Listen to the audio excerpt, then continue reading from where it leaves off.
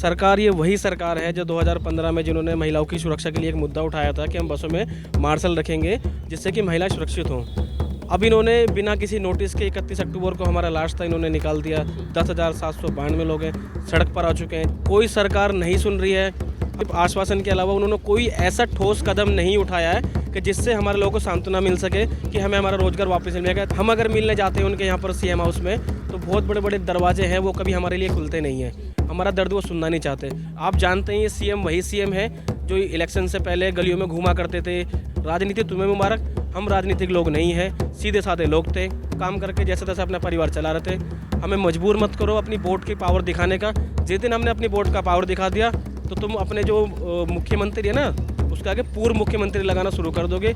जो गए गुजरे अगर कोई सिक्योरिटी गार्ड होता है या कोई अदर महकमे में होता है उसको भी 1 महीने का नोटिस पीरियड दिया जाता है कि हम आपको निकाल रहे हैं। लेकिन दिल्ली सरकार ने हिंदू धर्म के सबसे बड़े त्यौहार दीपावली में सिविल डिफेंस वॉलेंटियर 10,792 मार्शलों को और वॉलेंटियर्स को सिर्फ एक नोटिस के आधार पे कि अब आपकी सेवाओं में हम अंकुश लगाते हैं, 31 अक्टूबर को हमको निलंबित कर दिया। दिल्ली सरकार से मैं यही पूछना चाहता हूं, वो कहते हैं मैं आपका भाई, मैं आपका बेटा, मैं आपका दोस्त। हमारे बीच अगर वो कहते हैं कि ये गलत हैं, हमारे बीच महिलाएं भी हैं, बुजुर्ग भी हैं, युवा भी हैं, लेकिन दिल्ली सरकार इस टाइम उस कबूतर की तरह आंख मूंदे बैठी है जो कि बिल्ली को देख के आंख बंद कर देता है और कहता है कि बिल्ली गई। औरों को सम्मान और हमको अपमान। क्यों? क्योंकि हम सिविल डिफेंस वॉलेंटियर हैं। यहाँ कोई अंबानी अडानी परिवार से नहीं है, सब मिडिल क्लास फैमिली से हम सब बिलोंग करते हैं। महिलाएं हैं, पुरुष हैं, बुजुर्ग हैं। अब वो कहाँ जाएंगे? एक दिल्ली सरकार के छोटे से फैसले की वजह से हम सब बेरोजगार हो गए हैं।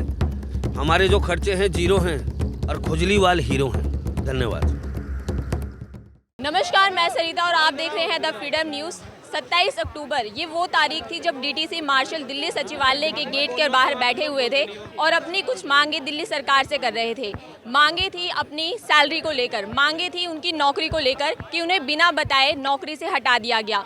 ये आंदोलन अभी तक जारी है और इस समय हम मौजूद हैं दिल्ली के राजघाट के पावर हाउस पर, जहां पर डीटीसी मार्शल के सभी लोग यहां पर मौजूद हैं। उनकी सिर्फ और सिर्फ सरकार से, दिल्ली सरकार से एक ही मांग है कि उन्हें उनकी नौकरी वापस दे दी जाए। तो चलिए जानते हैं, इस बीच यानी कि 2 महीने पूरे होने वाले हैं, इनका आंदोलन लगातार जारी है। इस बीच उनको क्या क्या परेशानियों और क्या क्या दिक्कतों को सामना करना पड़ा, चलिए जानते हैं। मेरा नाम सचिन है। आपको बताना चाहता हूँ कि एक में पूरे 2 महीने होने वाले हैं और इस 2 महीने में हमने सब कुछ झेला। जैसे कि आपने बताया कि क्या क्या दिक्कत परेशानी आई। सर्दी भी हमने झेली, बरसात भी हमने झेली और कुछ हमारे साथी हैं जो इस दुनिया को अलविदा कह चुके हैं। कोई मानसिक रूप से पीड़ित था, किसी की हृदय की गति रुकने से उसकी मृत्यु हो गई। तो इस समय इतना भयानक संकट हम लोगों पर गुजर रहा है। सरकार ये वही सरकार है जो 2015 में जिन्होंने महिलाओं की सुरक्षा के लिए एक मुद्दा उठाया था कि हम बसों में मार्शल रखेंगे जिससे कि महिलाएं सुरक्षित हों। अब इन्होंने बिना किसी नोटिस के 31 अक्टूबर को हमारा लास्ट था, इन्होंने निकाल दिया। 10,792 लोग हैं सड़क पर आ चुके हैं, जिसमें से 40% जो लोग हैं वो किराए पर रहते थे। उनके बच्चे, माँ बाप, घर का किराया, वो लोग इतना परेशान हैं और हम सभी लोग परेशान हैं। कोई सरकार नहीं सुन रही है।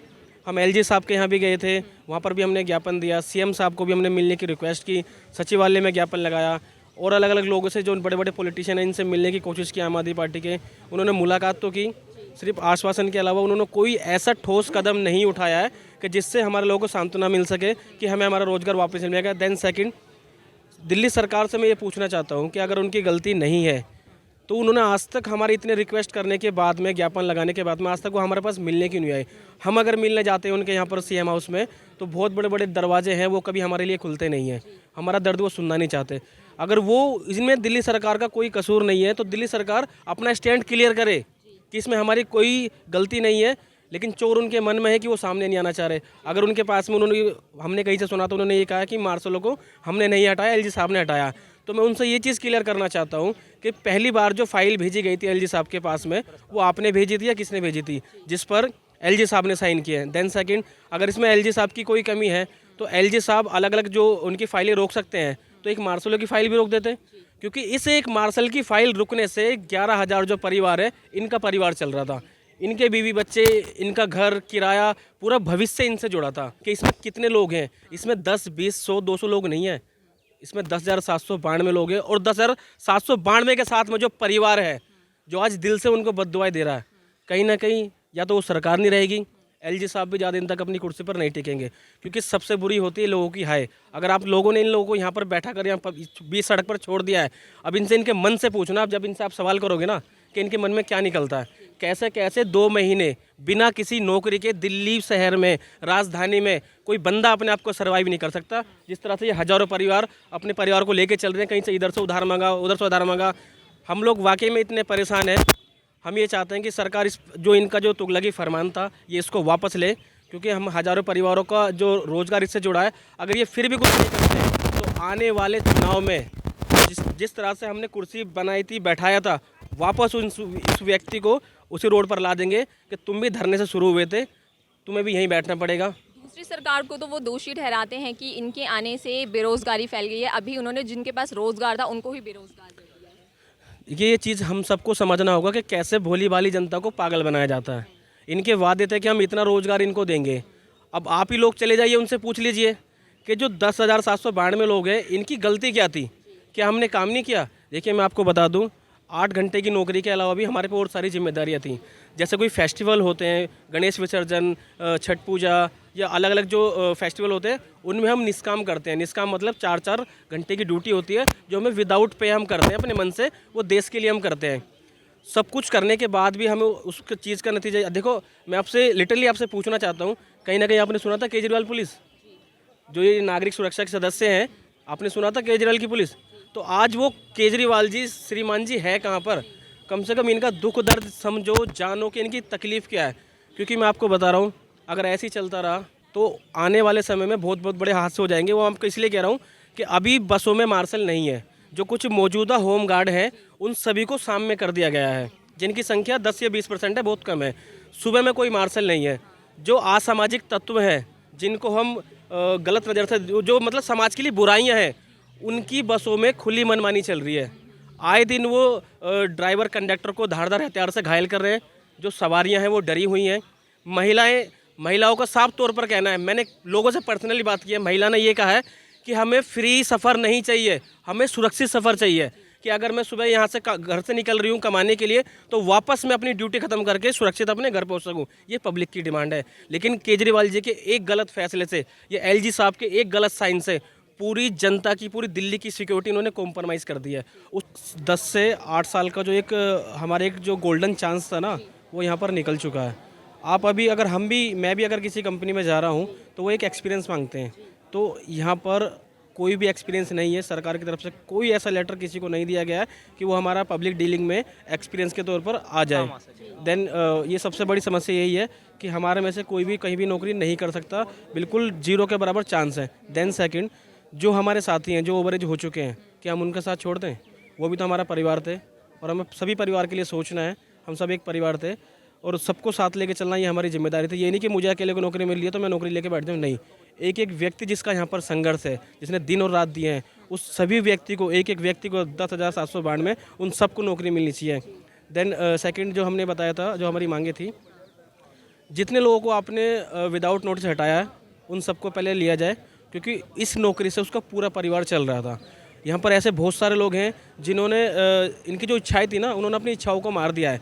जैसे यहाँ पर बहुत सारे साथी हमारे बताते हैं कि उनके बच्चों की LIC वगैरह थी, वो उनको बंद करानी पड़ी, ठीक है। उनके और जो सुख सुविधाएं थी, उन्होंने वो सब कुछ ख़त्म कर दिया है। एक छोटी सी इधर उधर से उधार लेकर अपना घर चला रहे हैं, उनकी खुशियाँ इतनी छोटी सी हो गई हैं। देन सेकंड, हमारी जो एक मांग तो हमारी है कि जितने लोगों को आपने रोज़गार से हटाया उनको वापस लिया जाए।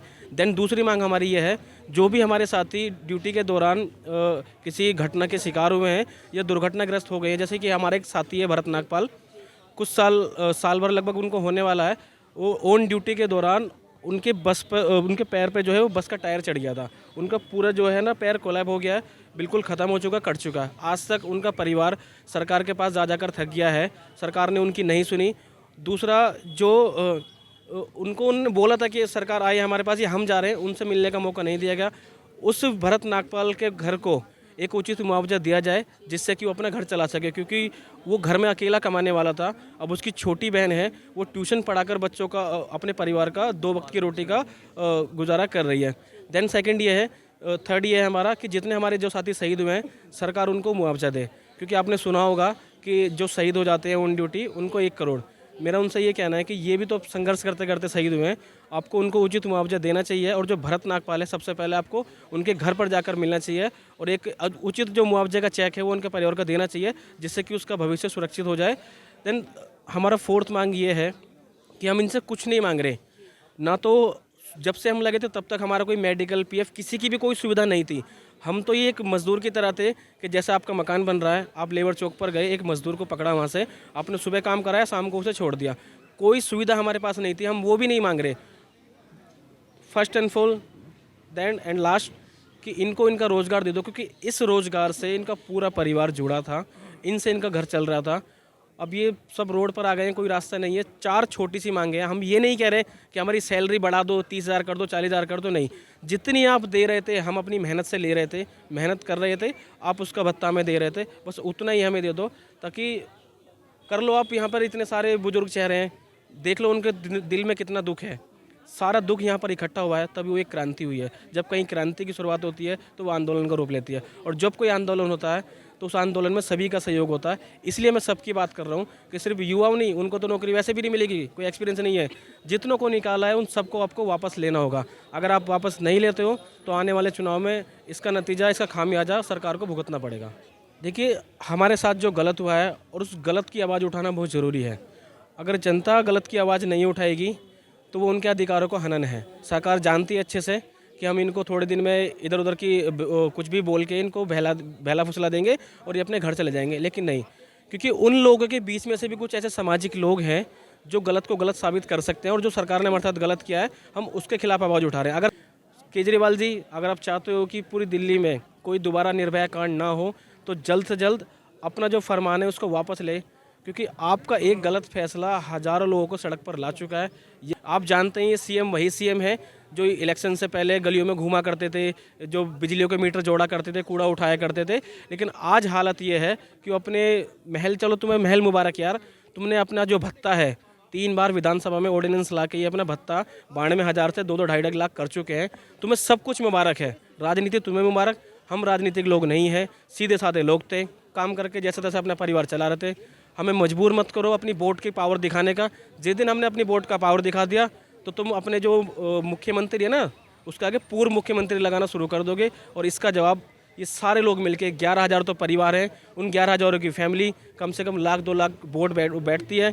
और जब हम ये 1,00,000-2 लाख तो हमारी है, जो हमारे साथ अन्याय हुआ है, जब हम पब्लिक में जाएंगे और सही और गलत बताएंगे लोगों को, तो पब्लिक अपने आप तय करेगी कि नहीं यार, ये इन्होंने बहुत गलत किया है। सरकार को झुकना चाहिए और अपना अहंकार त्याग कर इन लोगों की बात सुननी चाहिए, इनको इनका रोजगार वापस चाहिए। देन लास्ट में भी ये कहना चाहूँगा कि अगर केजरीवाल जी ने एक प्रस्ताव भेजा इनको हटाने के लिए, तो उन्हीं केजरीवाल जी से मैं मांग करता हूँ, आप एक दोबारा प्रपोजल भेजिए कि इनको लगाने का, चाहे किसी भी डिपार्टमेंट में। अगर एलजी साहब उस पर साइन नहीं करते हैं तो फिर हम एलजी साहब से भी इस बात का जवाब मांगेंगे और भारी से भारी संख्या में जाकर इस चीज़ का जवाब मांगेंगे। जब इन्होंने फाइल यहाँ पर भेज दी है तो आपको साइन करने में क्या दिक्कत है? एक समय पे बहुत ही सम्मान के साथ आप लोगों को नौकरी पर रखा गया था और अब रोडों पर लाके खड़ा कर दिया। जय श्री राम। मेरा नाम चंद्रशेखर जोशी, और मैं सिर्फ यही कहना चाहता हूँ, 10,792 मार्शल वो मार्शल थे जो कभी दिल्ली सरकार और केंद्र सरकार ने हमें सर का ताज बनाया था। कोरोना काल के समय में हमें कोरोना योद्धा के रूप में सिर पे बिठाया गया और हमारे को सम्मानित किया गया। G20 में भी हम लोगों ने बढ़ चढ़ के ड्यूटी की। कावड़ ड्यूटी होती है, हम करते हैं। दिल्ली में बाढ़ थी तब सिविल डिफेंस वॉलेंटियर लगे। लेकिन दिल्ली सरकार से सिर्फ एक सवाल है, जो गए गुजरे अगर कोई सिक्योरिटी गार्ड होता है या कोई अंदर महकमे में होता है, उसको भी 1 महीने का नोटिस पीरियड दिया जाता है कि हम आपको निकाल रहे हैं। लेकिन दिल्ली सरकार ने हिंदू धर्म के सबसे बड़े त्यौहार दीपावली में सिविल डिफेंस वॉलेंटियर 10,792 मार्शलों को और वॉलेंटियर्स को सिर्फ एक नोटिस के आधार पे कि अब आपकी सेवाओं में हम अंकुश लगाते हैं। 31 अक्टूबर को हमको निलंबित कर दिया।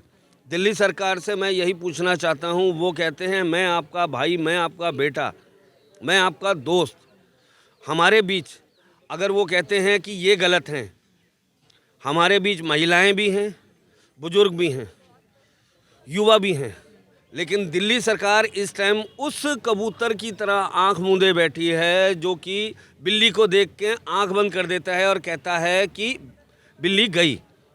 दिल्ली सचिवालय पे हमको 60-62 दिन हो चुके हैं, लेकिन दिल्ली सरकार आते हैं, मंत्री आते हैं, विधायक आते हैं, सांसद आते हैं दिल्ली सरकार के, लेकिन आंख मूंद के हाथ यूँ फेर के चले जाते हैं कि हमने इनको नहीं देखा।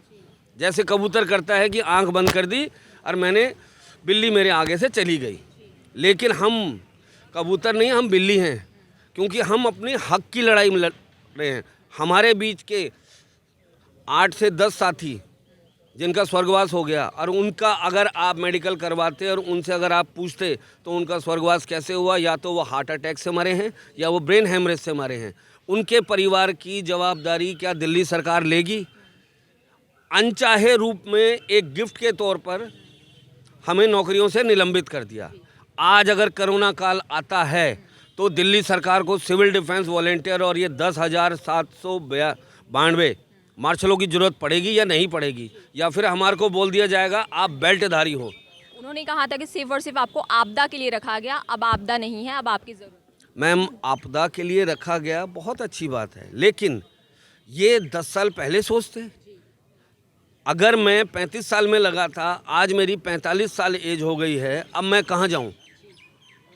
10 साल पहले अगर ये इस कंडीशन के साथ रखते हैं कि हम आपको ये रख रहे हैं, हमारे को, मैंने जब ट्रेनिंग करी थी उसके बाद हमारे को बोला गया आपको सिविल डिफेंस वॉलेंटियर के तौर पे नियुक्त किया जा रहा है। ऐसे ही 40 विभागों में अलग अलग डिपार्टमेंट्स में हमारे लोगों को रखा गया, और आज एक लेटर के माध्यम से निकाल दिया गया और एक एक्ट के माध्यम से कि 1968 का एक्ट है, हम आपको नौकरियां नहीं दे सकते हैं। मेरा उन उच्च अधिकारियों से अनुरोध है, जितने भी हमारे IAS, SDM, DM, हमारे JSO, SSO से मेरा अनुरोध है, वो अंगूठा टेक तो नहीं है जो 10 साल बाद जागे। क्यों?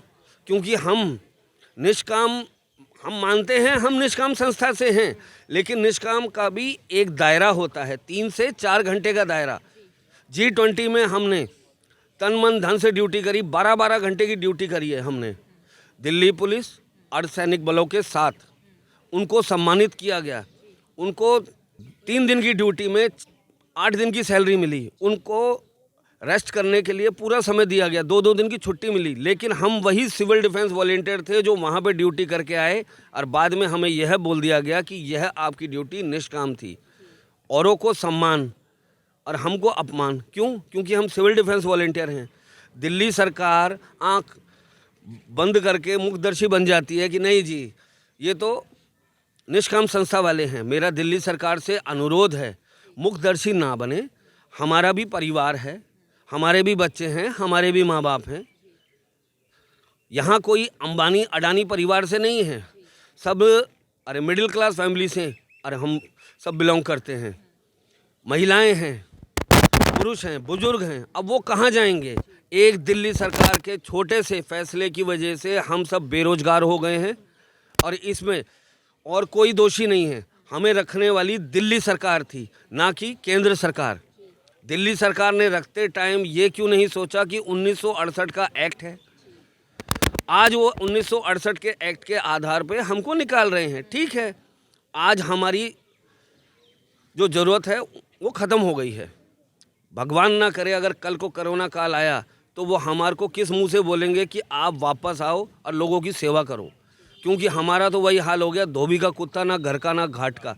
ना इस उम्र में हम अब कहीं प्राइवेट कंपनीज़ में जाके ड्यूटी कर सकते हैं। अब अगर हम जाएंगे 10, 12, 15 हज़ार से ऊपर की नौकरी नहीं मिलेगी हमारे को। अब हम कहाँ जाएं? हमारे जो खर्चे हैं जीरो हैं और खुजलीवाल हीरो हैं। धन्यवाद। अरविंद केजरीवाल है, वो एक भी बार आपकी स्तुति तक लेने नहीं आए कि आपकी क्या सिचुएशन है। आपकी एक सिंपल सी मांग है कि आप नौकरी की मांग करना चाहते हैं, और इस उम्र में कहाँ आपको नौकरी मिलेगी। तो इस पर आप अरविंद केजरीवाल से क्या कहना चाहेंगे? हमें पूरा विश्वास है दिल्ली के मुख्यमंत्री पर क्योंकि जिस आदमी ने नौकरी दी है वो नौकरी हटा नहीं सकता। हमें पूरा विश्वास है कहीं ना कहीं इसमें कोई ना कोई ऐसी चाल चली गई है, उनको या तो मजबूर किया गया है या जो भी है, ये तो अंदर की बात है, हमें नहीं पता। बाकी हमें इतना विश्वास है कि दिल्ली के मुख्यमंत्री हमारी बात ज़रूर सुनेंगे और हम लोगों को जल्द से जल्द नौकरी वापस दिलाने की कृपा करेंगे। हम तो यही है कि हमारा रोज़गार वापस दिया जाए, बस यही बोलना चाहेंगे। अच्छा, आप कहीं नौकरी के लिए जा रहे होंगे या कुछ भी ऐसा होगा, अभी भी कहीं ना कहीं उम्मीद होगी, तो उस पर क्या अभी है? अगर नौकरी जा रहे तो नौकरी तो मिल नहीं रही, इंटरव्यू देना जाए तो कुछ भी नहीं है। 10,000 की नौकरी मिल रही है, 8,000 की, इसमें तो गुजारा भी नहीं हो पाएगा। अरविंद केजरीवाल से क्या अपील है? यही अपील करना चाहते हैं कि जल्द से जल्द हमारा रोज़गार दिया जाए हमारे को, यही अपील करना चाहते हैं। मैं दिल्ली सरकार और केंद्र सरकार से यही अनुरोध कर भरोसा रख रहा हूं कि दिल्ली सिविल डिफेंस के जवान ये कोरोना योद्धा हैं। हमारे दोनों सरकार के बीच में हम लोग कोई राजनीतिक नहीं करने आए हैं, हम लोग रोजगार के लिए आए हैं और 62 दिन से रोजगार धरना पर आ रहे हैं। इनको दुख में दोनों सरकार विचार करे और इनको सहयोग करे, इसलिए कि कभी भी किसी भी समय में ये कब क्या हो जाएगा इसका कोई नहीं जानता। इसलिए हमारे प्रधानमंत्री और सभी आला अधिकारी इस पर विचार करके निर्णय निकाल लें, इन लोगों को रोजगार दे दे। मिडिल क्लास से क्रॉस करते हैं और बहुत सोचनीय विचारणीय है। एक एक दिन सोचना पड़ता है, किराया लेने के लिए भी सोचना पड़ता है और जवाब देने के लिए भी सूचना देना पड़ता है कि हाँ क्या हुआ आज का। एक एक दिन बहुत भारी पड़ रहा है। तो जैसा कि आप सभी ने सुना, यहाँ पे मौजूद डीटीसी मार्शलों का क्या कहना है। उनकी सिर्फ और सिर्फ एक ही मांग है कि हमें हमारा रोज़गार वापस दिया जाए। दिल्ली सरकार से ये मांग वो पिछले 2 महीने से कर रहे हैं, तो हमारी भी दिल्ली सरकार से यही गुजारिश है कि इनकी मांगों को सुना जाए। बाकी इसी तरह की और तमाम जानकारी के लिए आप बने रहिए हमारे साथ। मैं Sarita, the freedom news, camera person Kartik के साथ।